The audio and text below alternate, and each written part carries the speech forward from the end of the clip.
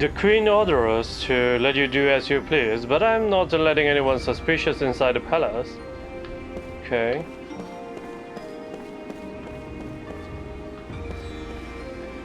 The Queen's whimsical behavior is a problem for all of us. Things would be so much easier if we could just throw people like you in jail. Nah, you can't. Oh. Probe. 100 gil.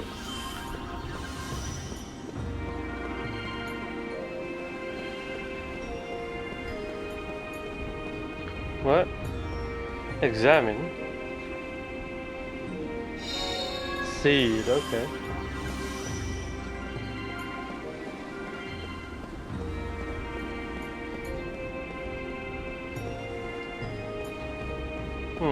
Anything inside?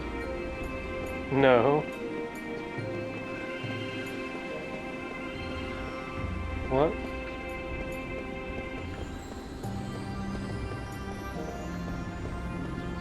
Bug?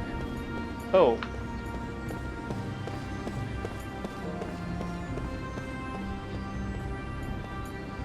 Probe.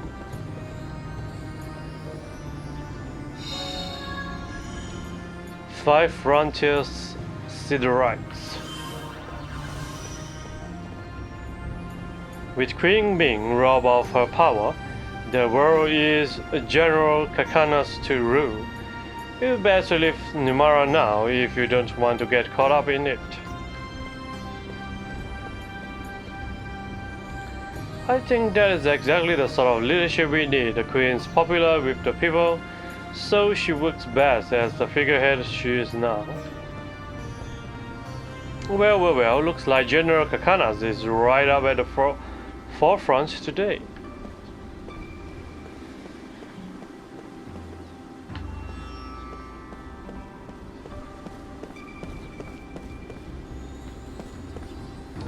Impudent soldier Yashits. There's no way I'm going to let you inside the palace, so give it up and get out of here. Nah, just go in. Ha ha ha.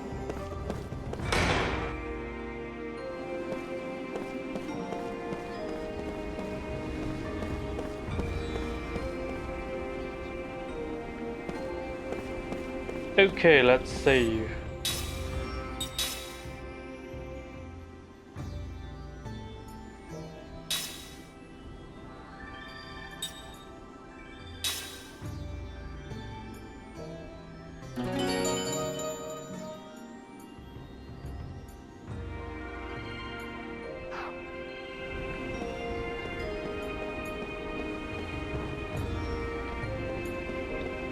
So, where do we go now?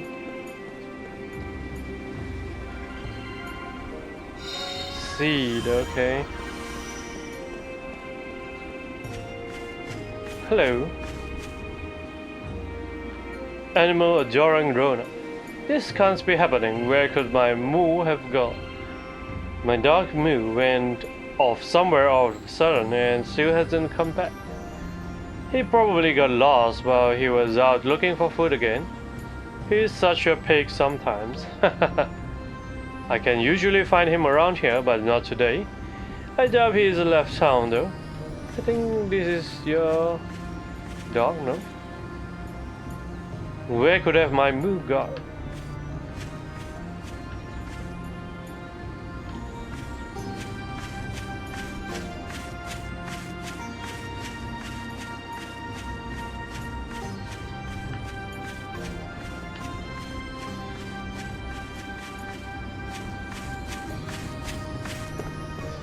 Oh, it's huge, man, huge.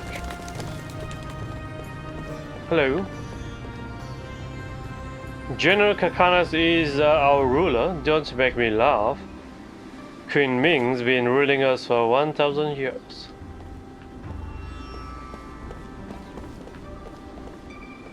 Numara's royal family's crest is modeled after the birthmark on the Queen's chest.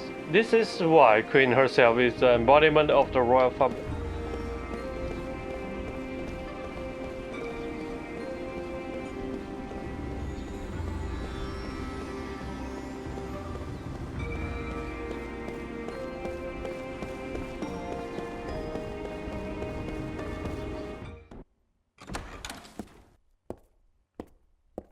Queen's chamber.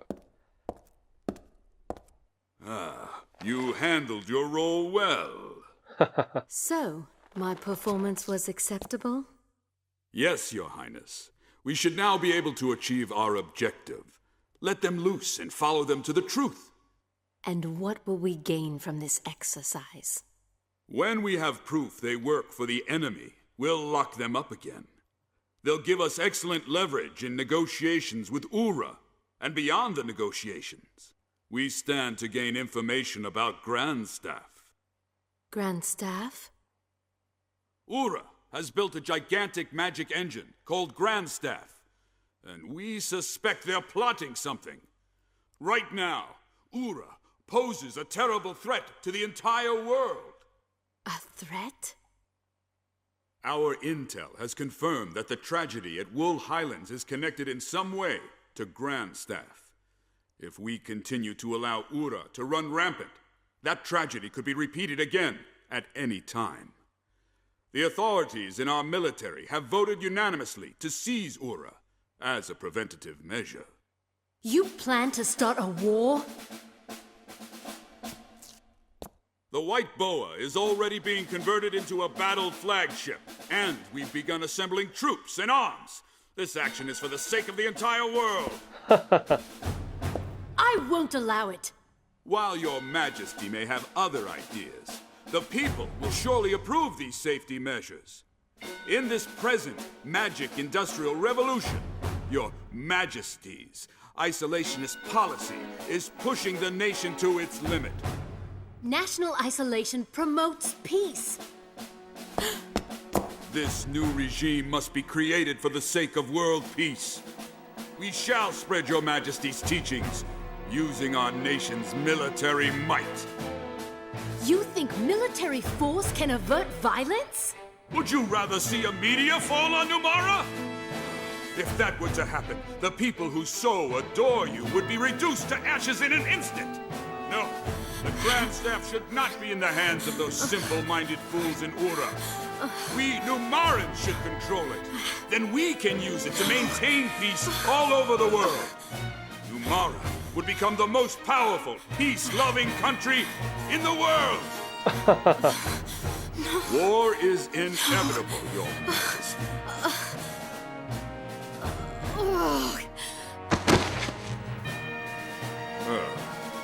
Figureheads.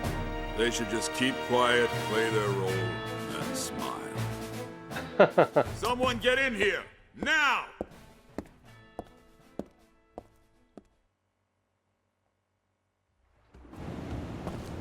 City of Numara, okay. A Fabulosus. Okay. I heard about all you guys. Welcome to the city of Numara. What? You lost or something? I'm busy here. Go ask someone else. Okay. Alright, that's enough for a break. Back to work. When I'm tired, walking down this path helps me recharge my batteries. You know the big magic engine in the public square? It's called a magic monitor. Numara's main street is up ahead. Don't cause any trouble or I'm taking you in. Ah, you guys must be travelers, right? I'm recommended the inn over there for you then. Oh, so big.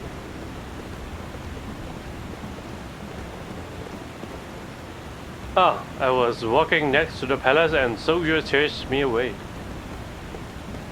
Okay. What do you want? I'm not here to strike up a conversation with you. Okay. Hope. Aqua bomb, okay. Probe. 10 gear.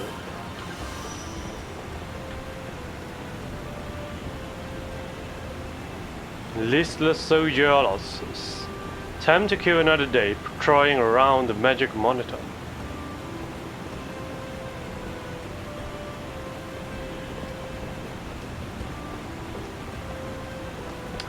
Numara's main street is up ahead. Don't cause any trouble or I'm taking you in.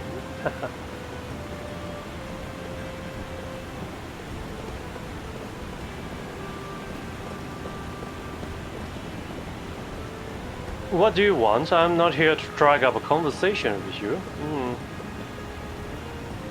Relaxing effort.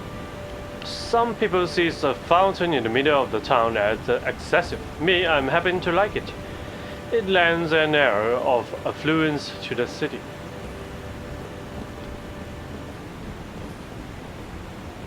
Blunt soldier. What do you want? Quit bothering me. Oh.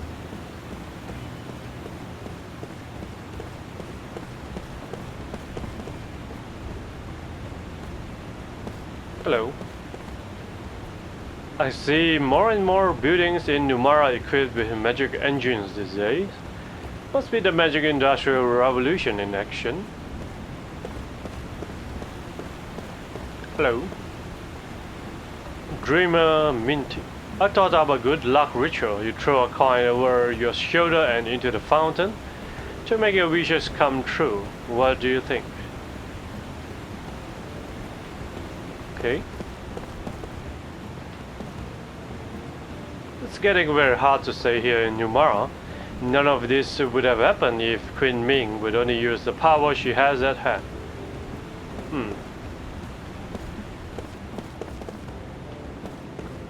I hear that the Crimson Forest outside the town is home to certain rare monsters. Everyone says that it is good luck to run into one. Okay. Why? If you see a rare monster in the Crimson Forest, don't let it get away. Of course, just finding one is hard enough.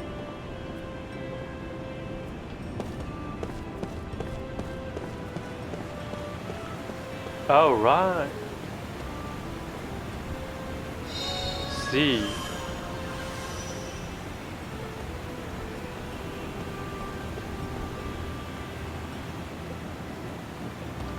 Lonely Chuchu.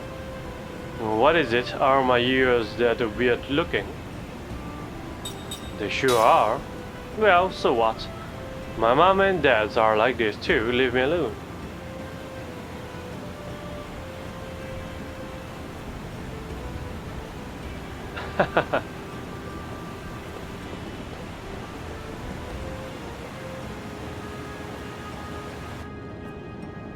Oh.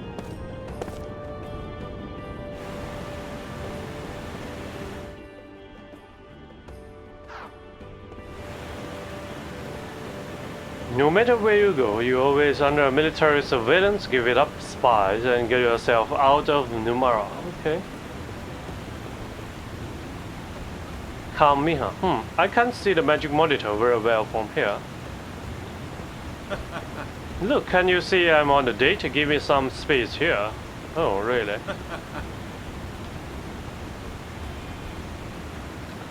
He's pretty nice to me, and his personality isn't bad either, but sometimes I get the impression he isn't really thinking about me.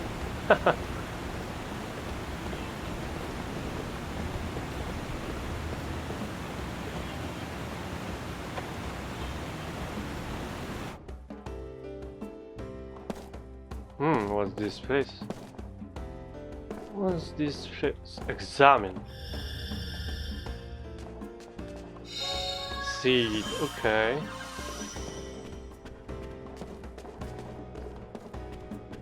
Another seed.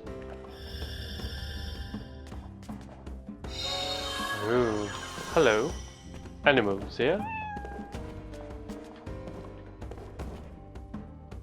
Innkeeper Terran. Welcome to the inn. Please let us know if there's anything you need. Everything in the inn is free, so feel free to take whatever you want. Ooh. Okay. So good. Free, eh? Seed.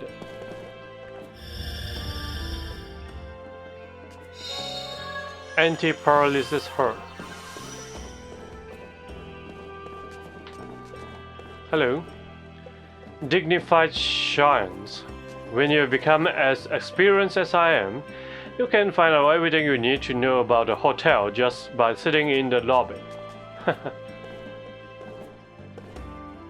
Really? I hate it when I can't close a deal like this. Things just drag on, and the inn isn't free, you know? This lobby hasn't changed a bit over the years. Well, the flowers and things are new, of course, but I'm talking about the atmosphere.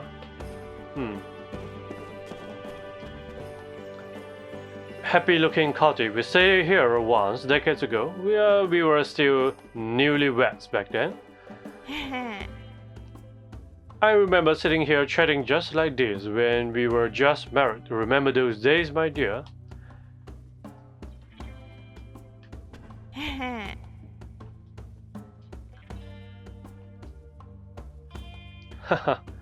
We stayed here once decades ago. We were still newlyweds back then. Okay. Probe.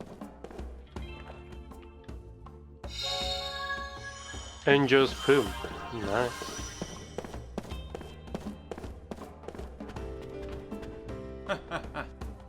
Hey there, this is your first time in town too.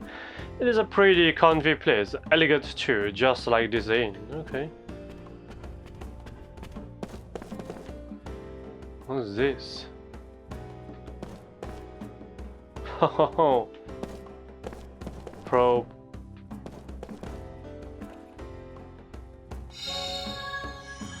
Healing herb, nice. Hello. Hot-headed Lanos. We need to leave soon. What is my wife doing? It is going to get dark if we don't get going. Okay. Boy who looks like his father Tap. Mom's probably fixing her makeup again. She was still looking for her lipsticks when I checked on her. Okay. Probe. 6 whetstones? Where?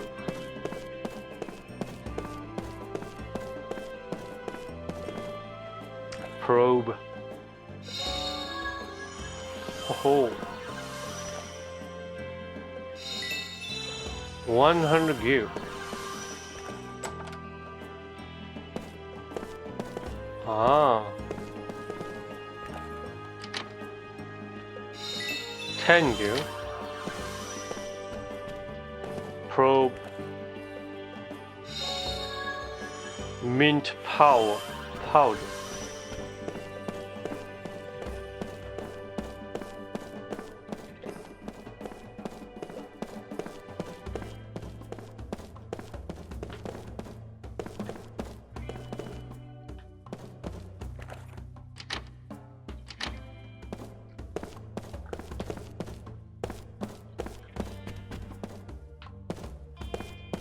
Nothing here.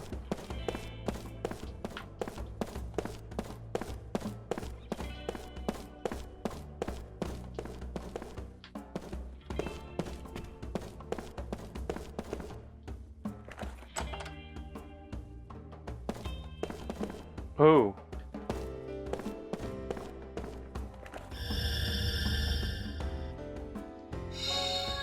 Five sticky tips.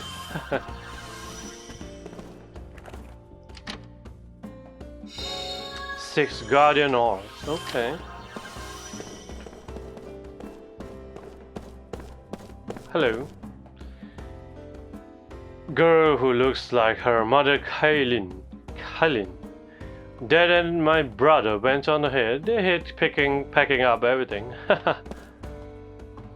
Neat numbing. Everyone make sure you don't leave anything behind, okay? Oh, getting everything squared away when leaving a hotel is harder than it looks. Okay.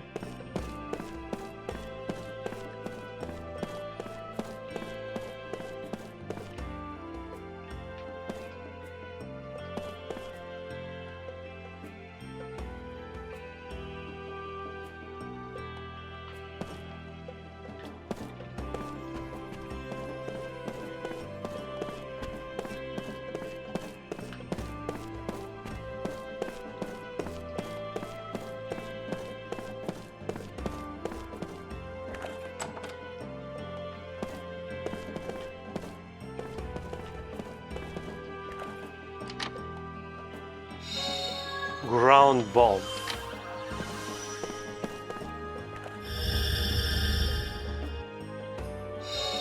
Seed.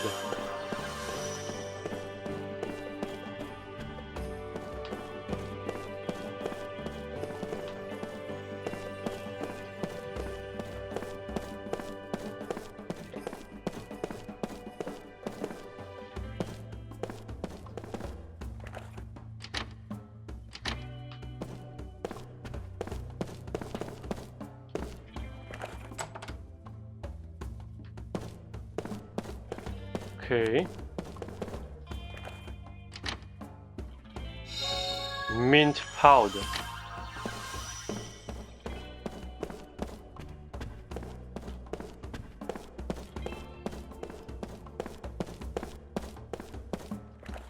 Probe. Mana capsule. Oh, nice.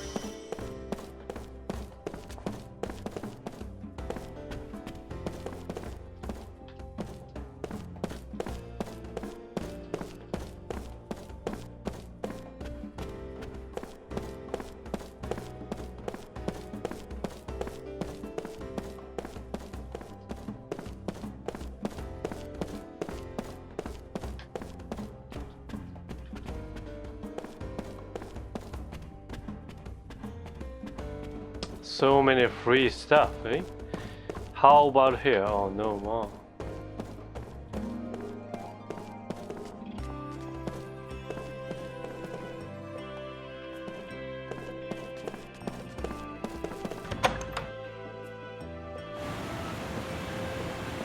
Okay, let's see. The wind from the canal is so cool and refreshing. It is perfect for my afternoon nap. Okay.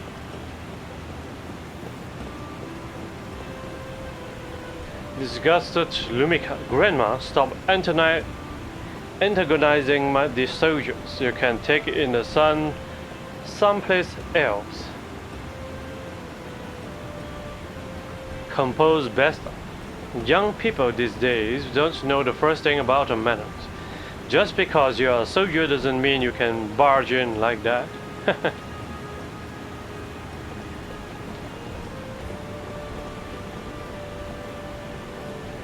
Huh. Ah, you see the sparkly thing over there? You know what it is? Sparkly thing.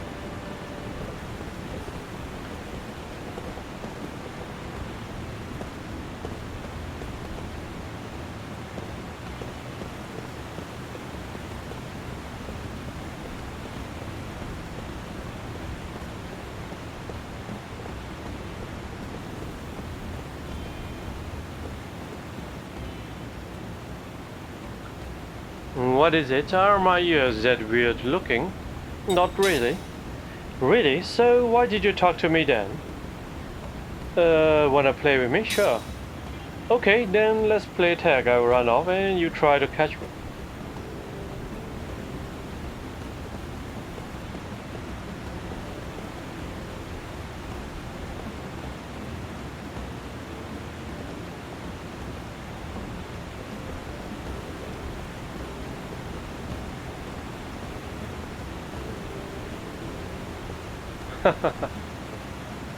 Okay.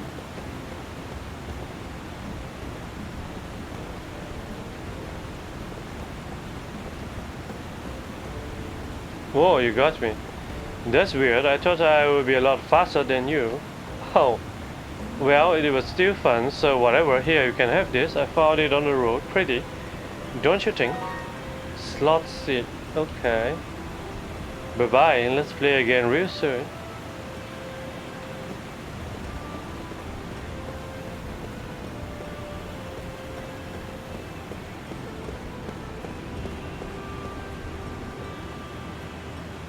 You just try breaking this magic monitor. You will spend your entire life paying to replace it. What?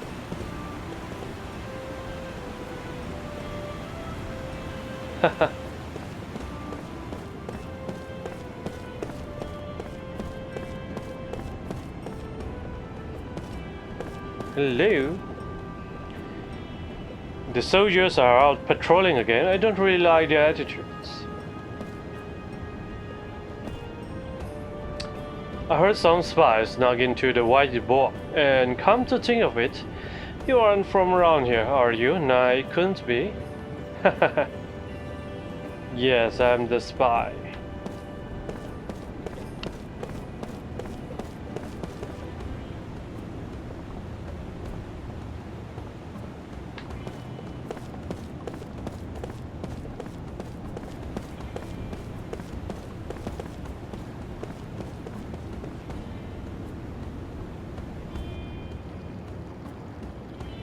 Ooh, Numara, Main Street. Okay.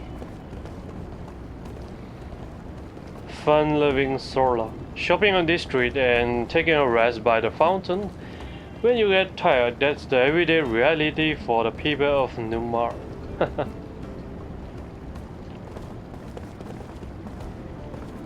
That one store on this street has a great selection of goods, but there's something fishy about it.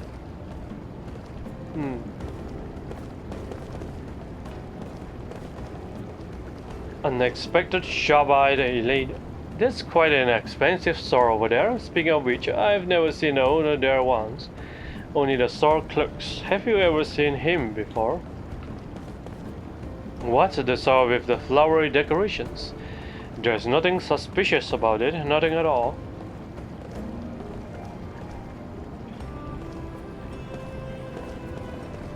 This one?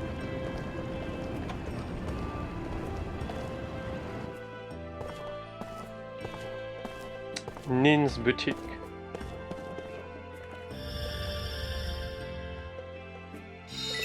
Tengu.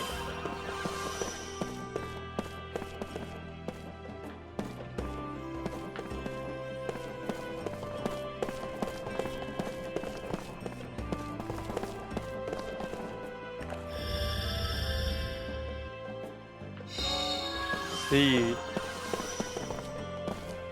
This shop is really something else. Everything is so expensive, but I'm having a good time just looking around.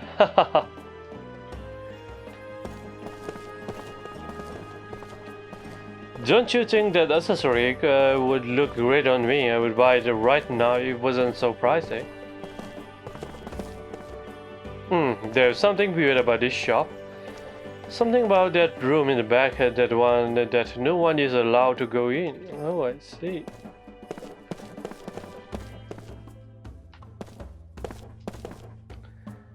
You need to stay beautiful and elegant. Everyone in Numara pays attention to fashion. They don't even blink at buying things like this.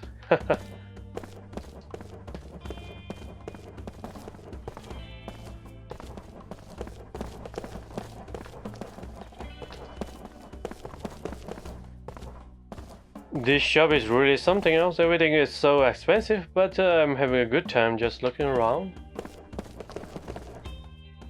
Serious looking clerk sites. Welcome, what are you looking for? I'm sorry, but the room at the end is off limits to regular customers. Really?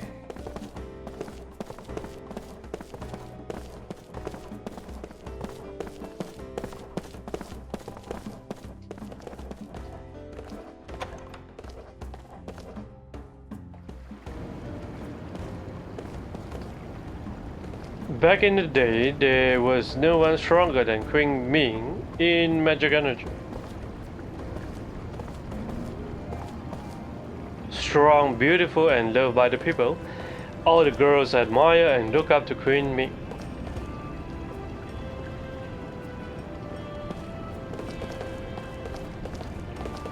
There's nothing else to see around here. Get lost.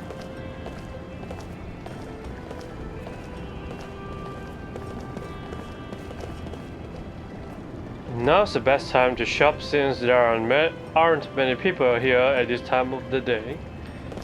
Okay. Examine. See.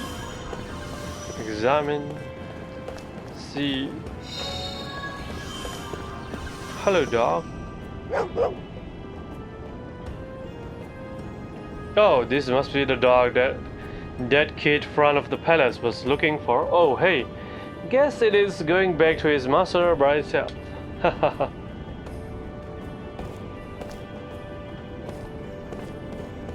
Climb.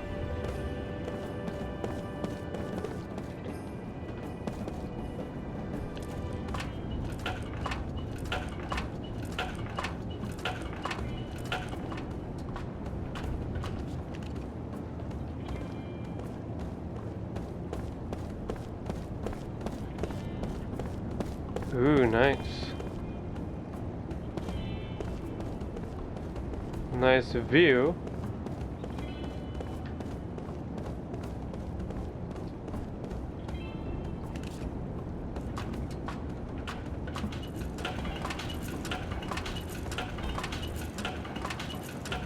Haha. Treasure.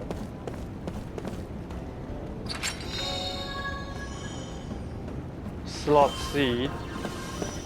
Nothing too interesting.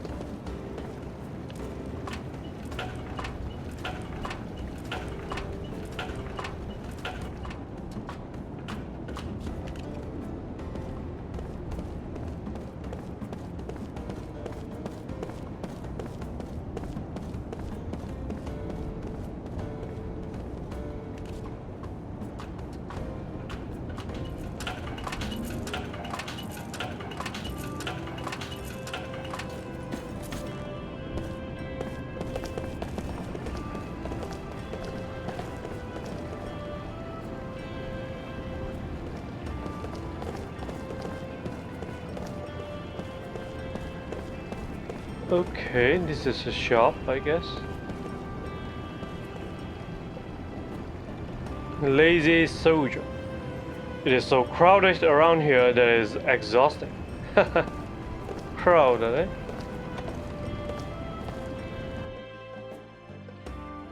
Not many people here.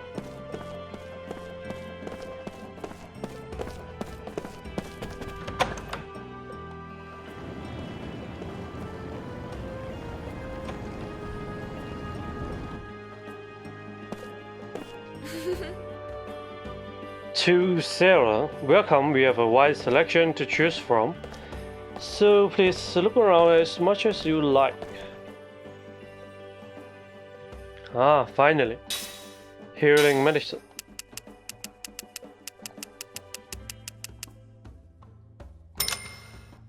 $20.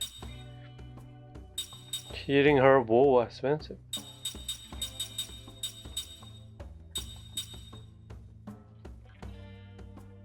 Mana herb.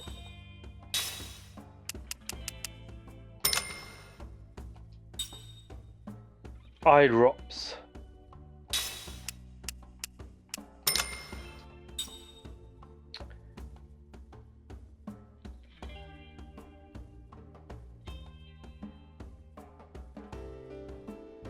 Kilo vitamin. Smelling salts. Okay.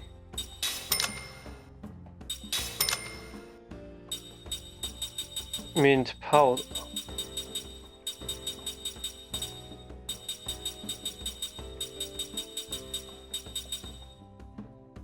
Angel's plume.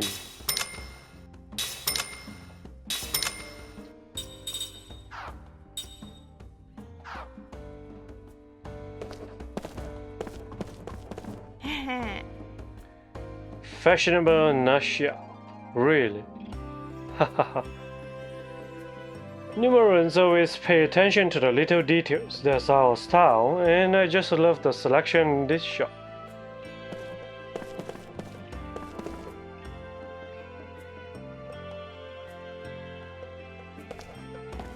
Oh, what's that pretty box there? It makes me satisfied just looking at it.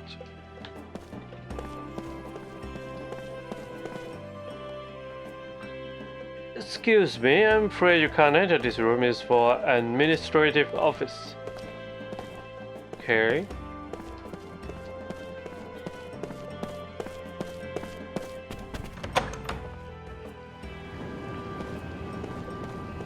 Back door, I just used the back door, yeah. It is locked.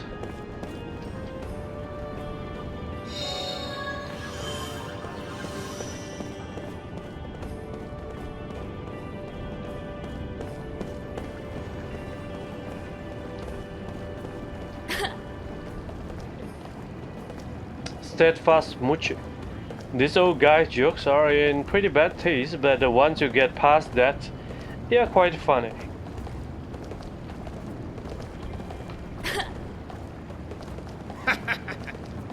These back streets are like a maze.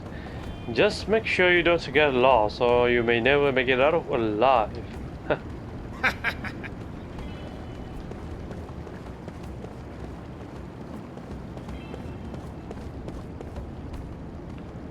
Gondola Livernakus.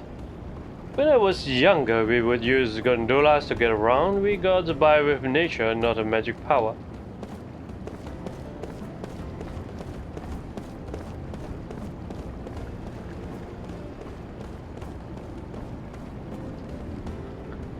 Indifferent use.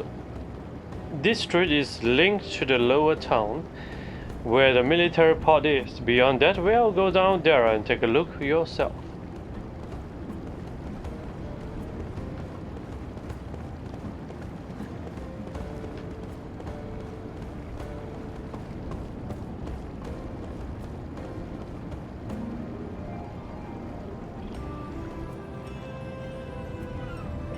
City of Numara, Canal Street.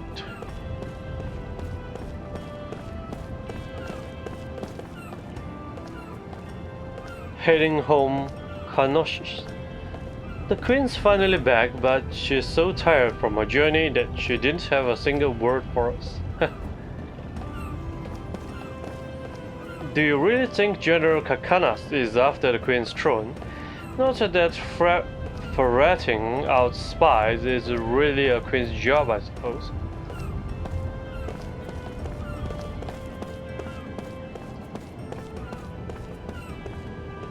Probe. Mana capsule. Nice.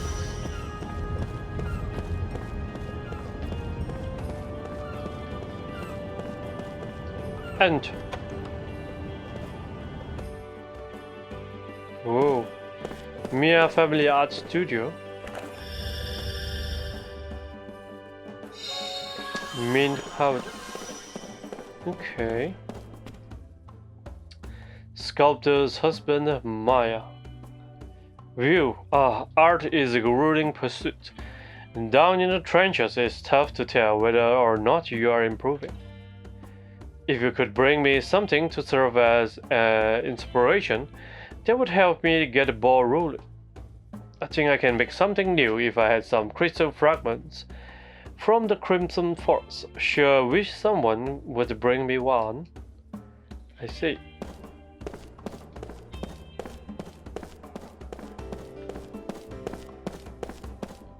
Probe. Ooh, sticky tapes.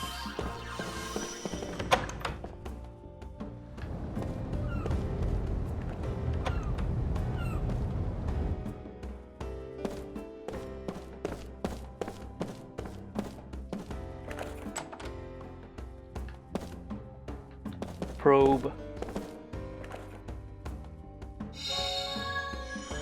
Healing herb.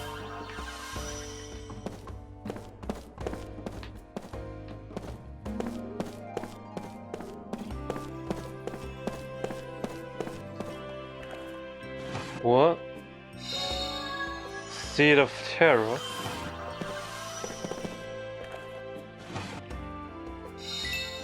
Thank you.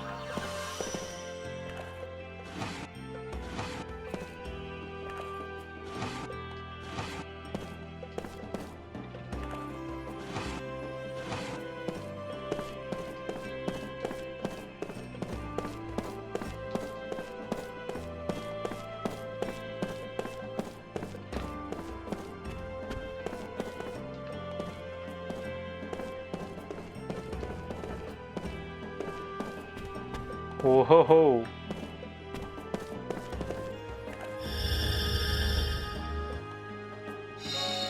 Mysterious perfumes, okay. Sculptor wife Kinyu. What do you think of this sculpture? Isn't it just mesmerizing how the line meets with that surface? Oh, okay.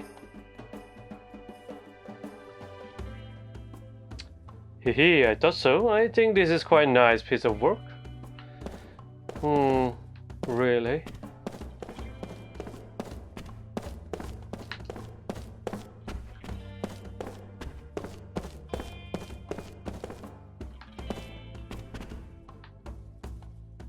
Haha.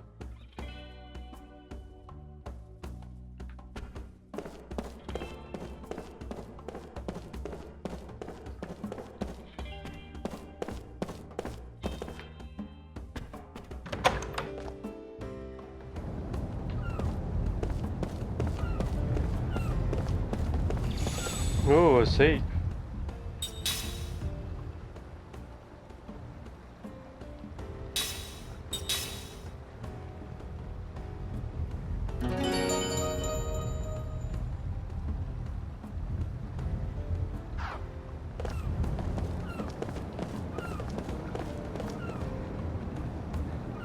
Cool Manila. It feels so good sitting here with breeze coming off the canal.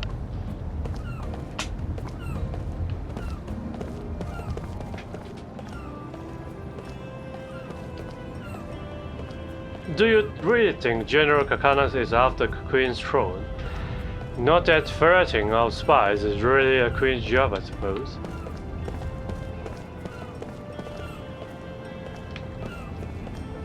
Surface washing Tatamus. This canal flows down to the port and then connects to the ocean. See the seagulls flying around. Wow.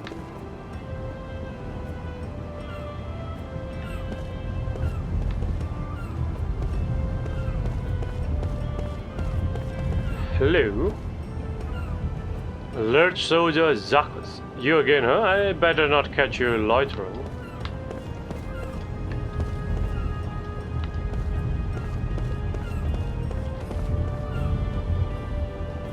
Honest killers.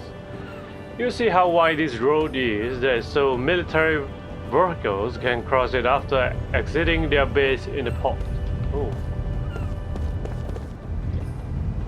I cast a fishing line for the first time in many years, but I guess my skills have left me. The fish took off with my rod.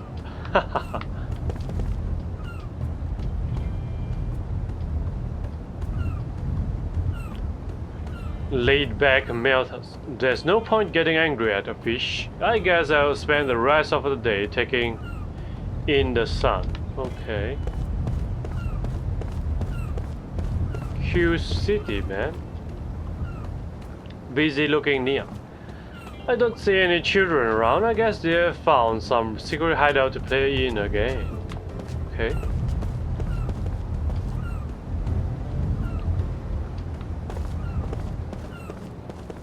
Secret hideout, eh?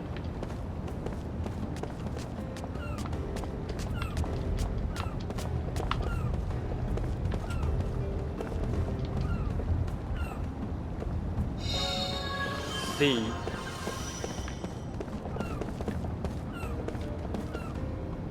Ironic Shimon. You got people going on about the Queen and the General right now, but to me I don't really care about anything like that. Okay. My mom asked me to go buy this thing, but they don't have it here. Oh man, do I have to go all the way to the other street?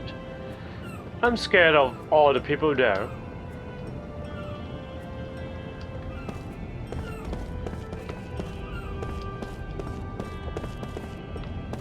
Oh, we have a bunch of kids here.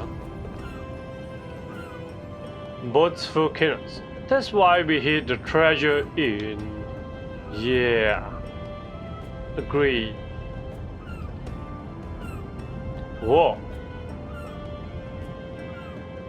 Who are you guys? You want to join our club? Club? Grown-ups aren't allowed usually, but if you insist, we can put you through the initiation trial. Take the trial, yes. Alright, find our treasures and bring them back here. Mine is a red balloon and it's hidden near something of the same color. Mine is a mod of a gondola. Put it right next to something that looks just like it. Think you can find it? Mine is a doll with a dress. She loves to go shopping down this road. If you can find them, bring them back here. Haha. Okay.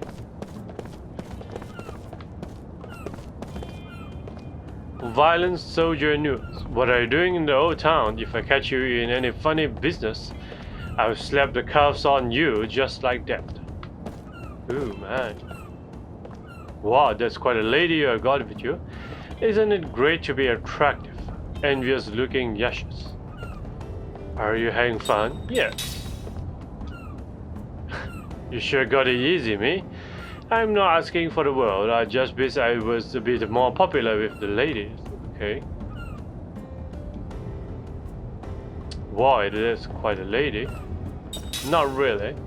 Oh, really, huh? So getting the ladies isn't all that fun after all.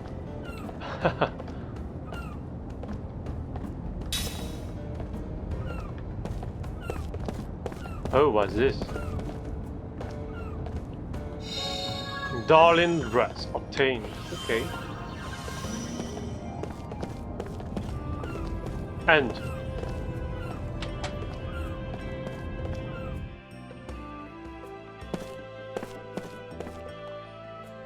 family house, eh? Pro. Healing herb. Oh, nice.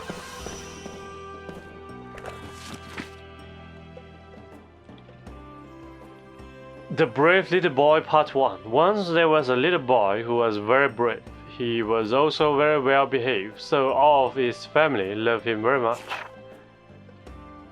In a nearby mountain there was an evil monster who liked to cause trouble for the people in town, ruining their crops and kidnapping their children. He was strong, his fangs were sharp, and his body was covered with tough scales, so no one of the soldiers in the land were strong enough to defeat him.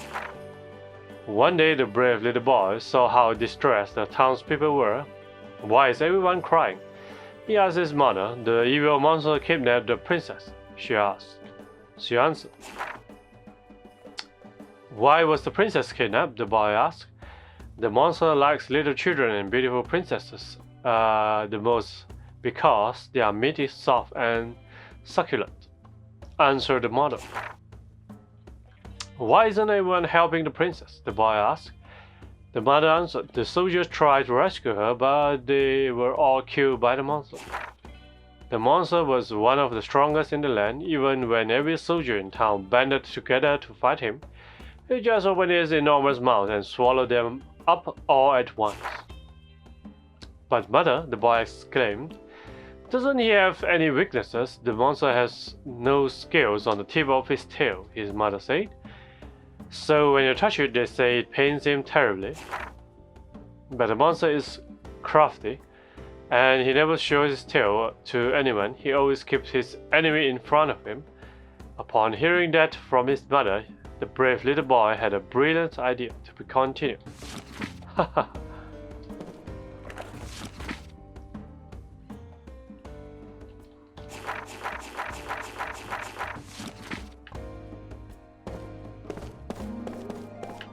Oh, what's this?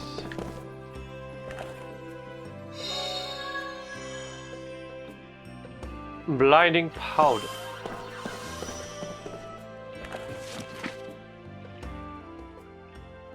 Oh, the brave little boy Part 2. Sneaking out of town one day, the brave little boy was spotted by his friend, the little bird.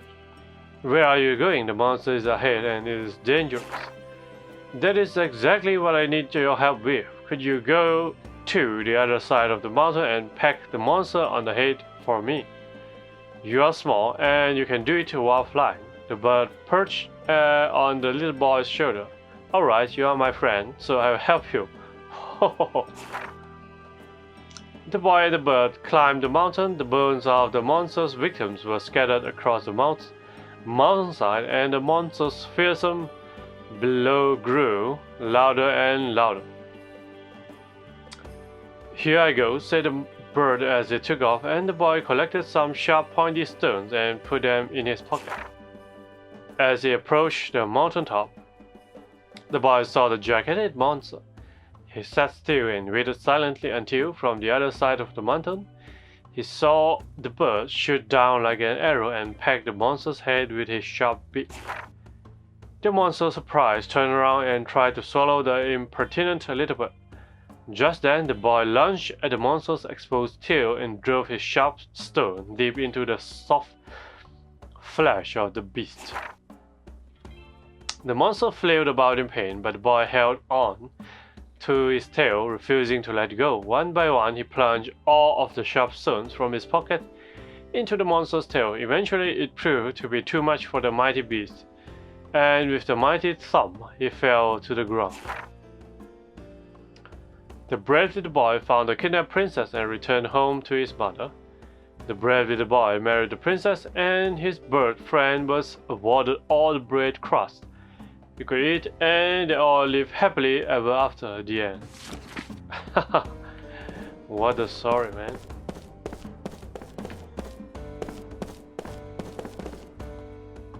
Mao, the younger brother, Tato.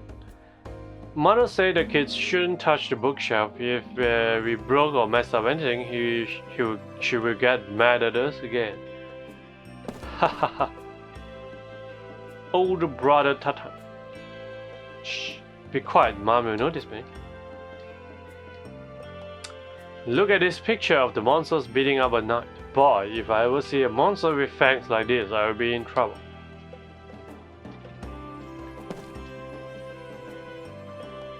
Oh, I'm not scared of a picture of monsters or anything. It is just that my mom will get angry.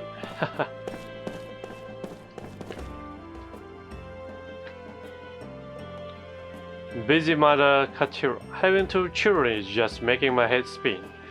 They haven't started arguing with each other yet today, but they're still young. Those kids are always picking up stuff and hiding it around here. If you find anything strange, just take it with you, alright?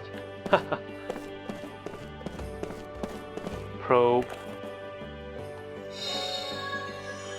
4 insect innards. Insect innards, eh?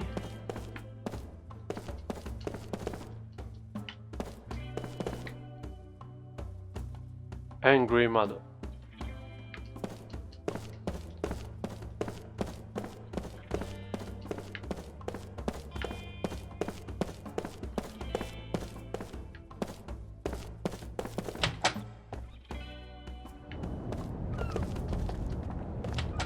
Oh, I see. We have one more door here.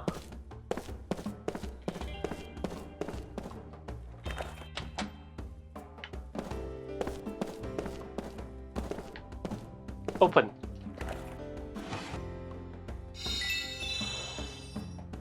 Thank you. Oh my god.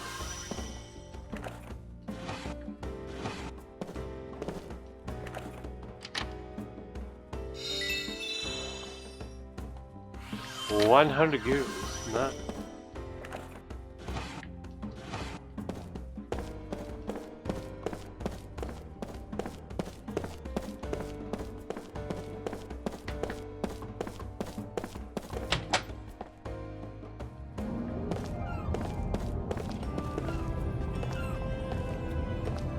Spirit and Ninjas.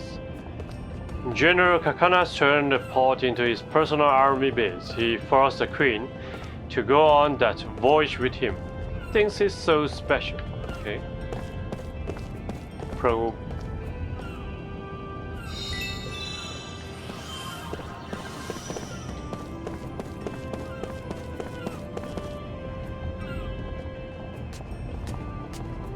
Spoiled Kurumin. Hey, wait up. Huh, you're not my brother. I'm sorry, my sister must have caused some trouble for you. Look, you're gonna get lost if you keep that up. I told you to wait while I get you the balloon, didn't I? Time recalls a memory that locked within his heart. A dream has been revealed.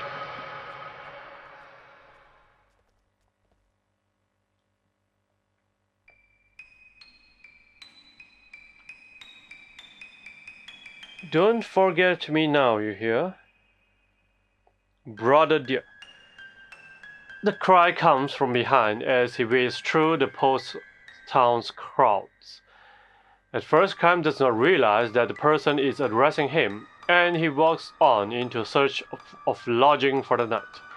But the cry comes again, all but clinging to him. Brother dear, brother. This is puzzling. He last visited the town 80 years ago. There can't be anyone here who knows him. Wait, big brother, don't go. His puzzlement begins to take on an eerie edge. For the voice addressing him as big brother can only belong to an old woman. Without letting his guard down, he turns slowly. Just as he thought, it is an old woman.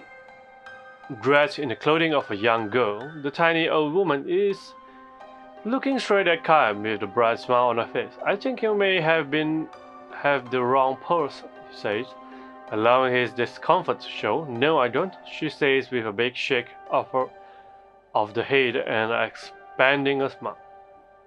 You are a big brother Kime. What?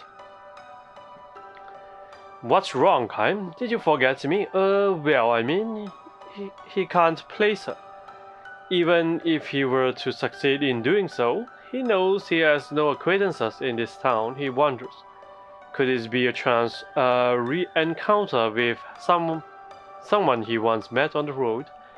But no, he's sure he doesn't recognize her, and strangest of all, why should this woman who looks old enough to be his grandmother addresses him as big brother? Don't pretend you don't know who I am, Kime. You are so mean. She yells at him loudly enough that people in the crowd stop and stare at them. It is not just the fact that she's shouting, of course. People always have to shout to be heard in these crowded streets. That alone would not attract attention. The woman's voice is different from a normal adult's yell. It is like the innocent, unrestrained cry from a little girl who throws her whole body into her scream. People turn shocked expressions on the old woman and quickly avert their eyes. Their dismay is understandable. The old woman has her stark white hair tied up with a colorful ribbon, and her dress has the same floral pattern and floppy sleeves as a little girl's. Many of the passersby look at the old woman with a mix of sympathy and pity on their faces. Gradually, Kime begins to comprehend the situation. This old woman has simply lived too long. This is why the past, locked away in her memory, has become realer to her than the reality before her eyes. A middle-aged passerby tugs on Kime's elbow. If I were you, I would just walk away. Don't get involved with her. She'll be nothing but trouble. It is true, says the wife by his side, nodding. You are a stranger here, so you don't know, but this old woman is senile. You can ignore her. She'll forget everything in 5 minutes. They may be right, but the fact is that this old woman knows Kime's name. In the little girl's part of her mind, she thinks of Kime as her big brother. He tries probing his distant memories.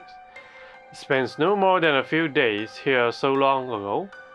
He got to know a very few people, and there can't be any of those left who still remember him.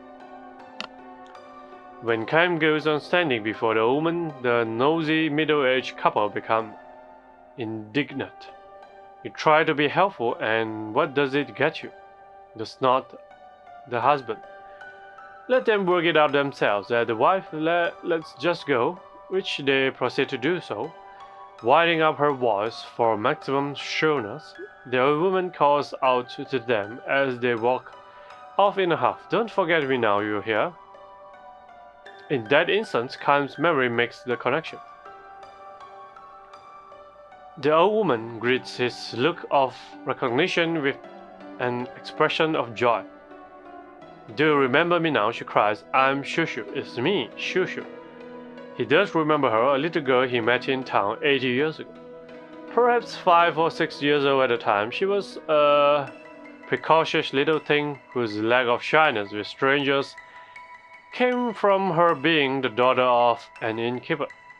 Somewhere along the way, she had probably picked up a phrase she heard someone using, and so whenever a guest would depart after a number of days at the inn, instead of the standard goodbye or thank you, she would see the person off with a smile and a cheery "don't forget me now, you hear?" Only now, when he is suddenly able to see the girls beneath the wrinkles, Kyle must avert his gaze from the old woman's face. "What's wrong, big brother?" He cannot bring himself to look directly at Shushu's vacant stare. 8 years have gone by. What can they talk about when a man who never ages meets a little girl from the distant past who has aged too much? "Let me through here, please. Sorry, let me through here, please." Forcing his way through the crowd, a young man rushes up to where Shushu and Kaim are standing. "Great-grandmother, how often do I have to ask you not to go out without telling me?" After scolding the old woman, he turns to Kaim with an apologetic bow. "I'm terribly sorry if she's been bother to you. She's old and getting senile. I hope you can forgive her." Shushu herself, however, angrily pursues her lips and demands to know, "What are you talking about? I'm just playing with big brother Kaim. What's wrong with that?" She peers at the young man and says, "Who are you?" The young man turns a sad gaze to Kaim and begins to apologize again. With a pained smile, Kaim stops him. Kaim knows that at times it can be sadder and more heartbreaking for a life to be prolonged than for it to be cut short. Sad and heartbreaking true a life may be, however, no one has the right to trample on it.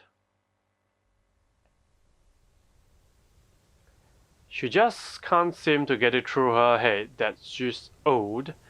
Even if I hold a mirror up to her, she asks, "Who's that old lady?" The young man, whose name is Kasche, further explains the situation to Kaim.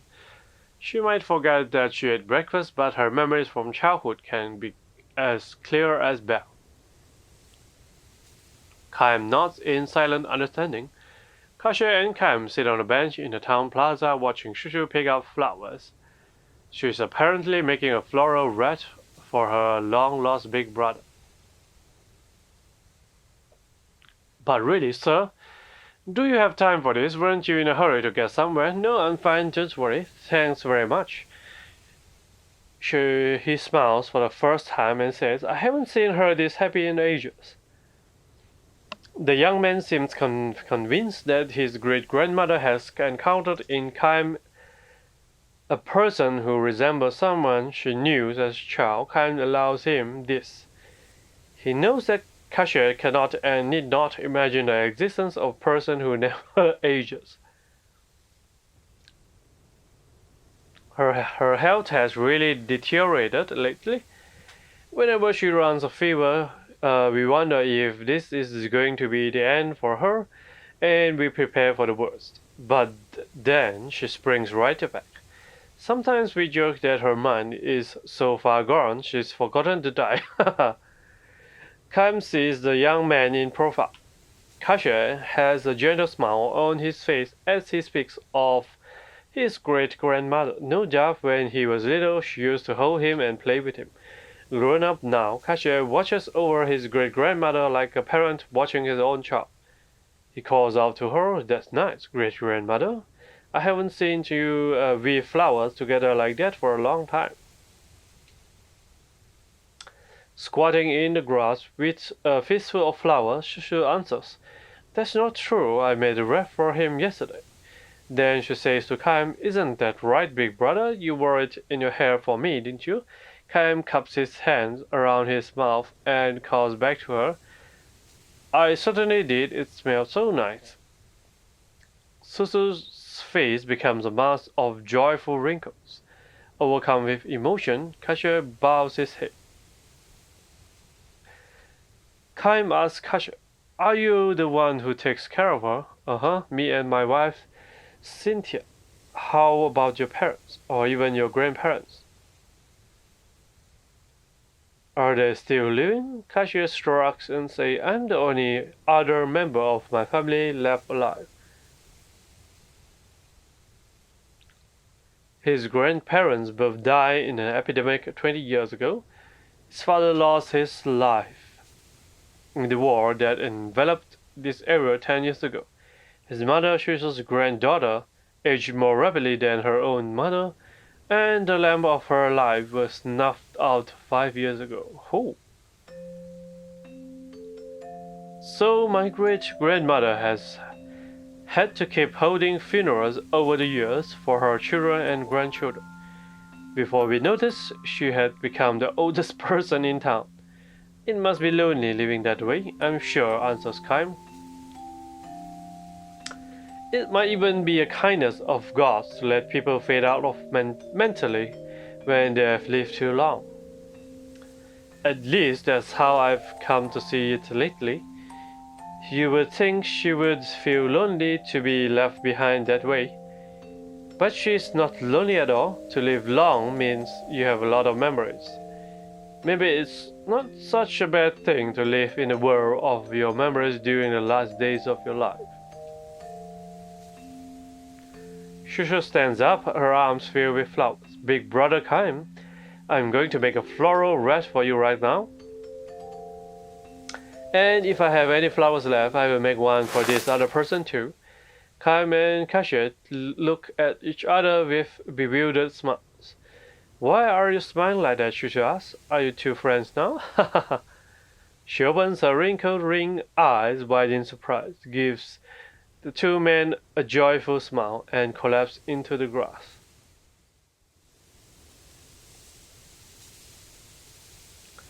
Kasia starts to run for a doctor, but Kaim grabs his arm and holds him back, saying, You better stay with her. Ironically, Kaim, who can never truly know what it feels like to age, has been present for that very reason, at countless deaths over the years. His experience tells him that Shusho will not recover this time.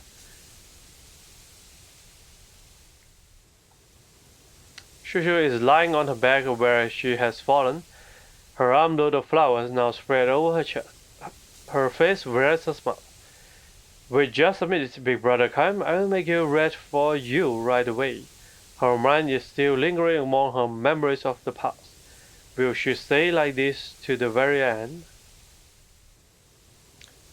Keep fighting, grandmother.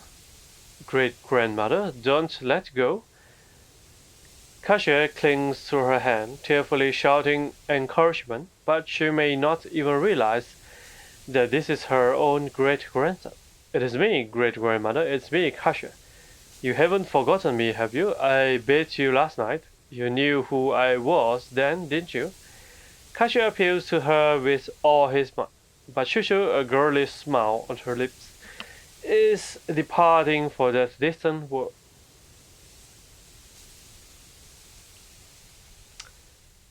I'm going to be a father soon, grandmother. Remember, I told you last night, Cynthia has a baby inside. It is going to make you a great-grandmother. Our family is going to grow. Another person with your flesh and blood. Still smiling, Shusho grabs one of the flowers on her chest in her trembling fingers. She thrusts it towards Kasia, and in a voice no more than a whisper she says, Don't forget me now, you hear? Kasia doesn't understand. Indeed, how could he know the little phrase she always used to speak long before he was born? Kaim puts his arm around Kasia's shoulders and says, Answer.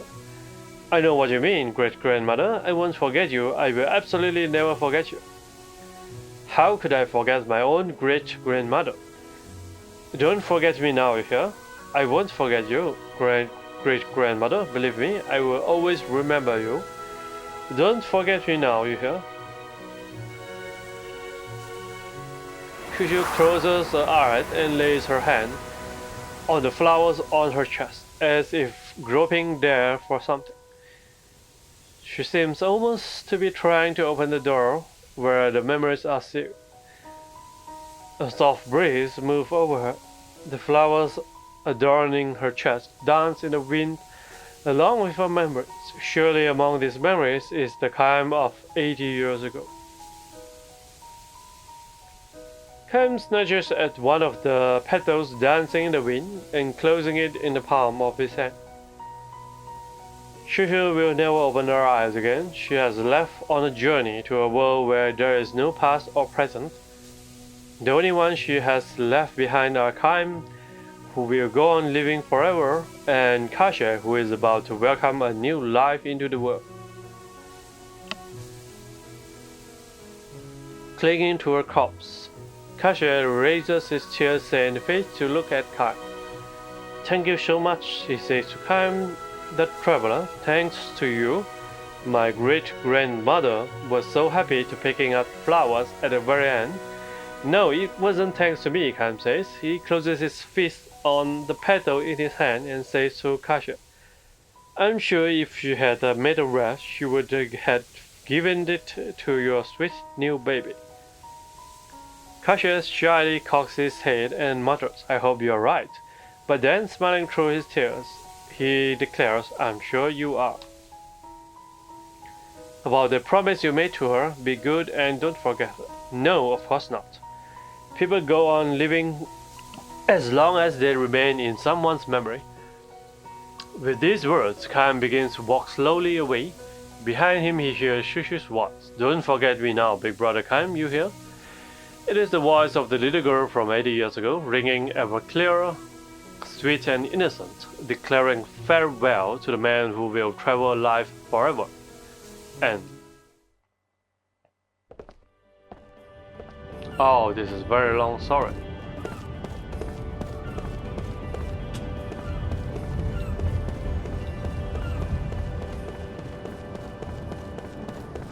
Oh.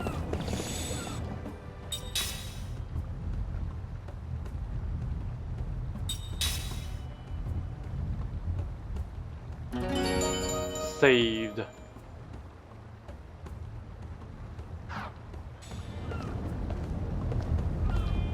Okay, we will stop here. Thanks for watching. We will continue next time.